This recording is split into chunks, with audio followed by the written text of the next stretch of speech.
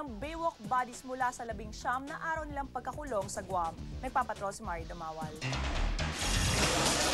Tuliro pa nang dumating kanina sina Janet Joaquin, Clarice Mercado, Palmolive Palma at Lax Laurel mula Guam kung saan sila nakulong dahil sa paglabag sa kanilang visa. Iginit ng 4, wala silang illegal na ginawa sa Guam.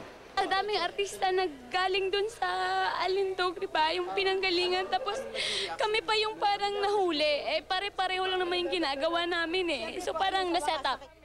Pinayagan ng korte sa Guam na voluntaryong umuwi sa bansa ang sexy group, pero kinansela na ng US Immigration ang kanilang working visa.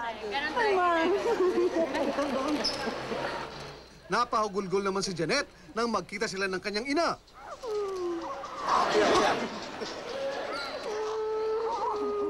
Tuloy ang kanilang hinagpis hanggang makarating sa tinuluyang hotel. Sorry. Pero pinakamatindi umano ang trauma ng 3 buwang buntis sa si Lax Laurel. Lalo't inakusahan siyang prostitute sa Guam. Nung araw na nahuli kasi sila sa Guam, napaulat naman sa Maynila na nahuli ang kapangalan niyang original member ng Baywalk Bodies dahil sa prostitusyon. Hindi ko naman din kasalanan na pinagamit sa akin ni nanay yung pangalan mo. Sana wag mo nang gamitin kasi ako yung nahihirapan. Pamilya ko, ako yung nasasaktan. Sana kung ano man yung gagawin mo, gamitin mo na lang yung tunay mo na lang na pangalan. Ipinakita naman ni Janet ang ebidensyang ipinosa sila sa Guam. Gayong wala umanong naipakita sa kanilang warrant of arrest. Kung hindi anya sa tulong ng Philippine Consulate at TV, posibleng magtatagal pa sana ang pagkakulong nila sa Guam.